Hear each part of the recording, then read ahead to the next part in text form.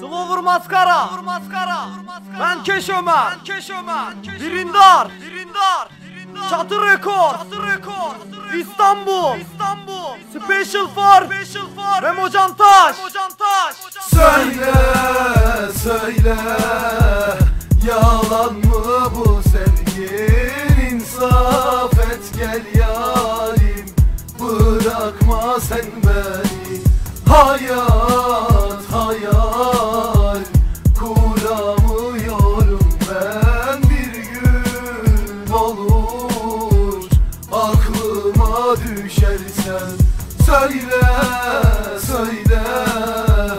yalan mı bu sevgin? İnsaf et gel yarim, bırakma sen beni. Hayat hayal kuramıyorum ben, bir gün olur aklıma düşersen.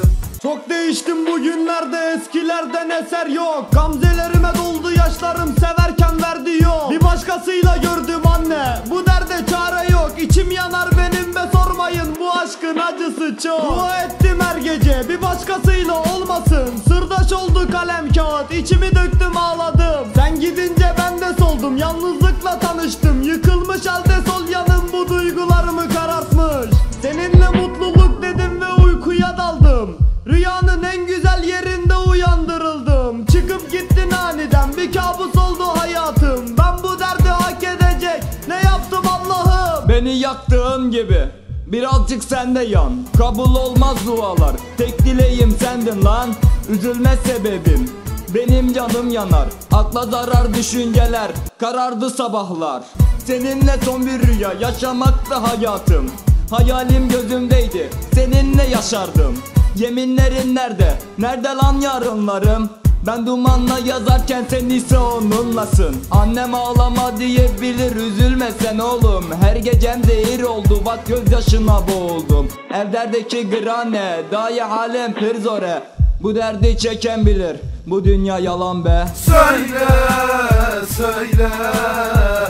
yalan mı bu sevgin? İnsaf et gel yarim, bırakma sen beni. Hayat hayal kuramıyorum ben, bir gün olur aklıma düşersen.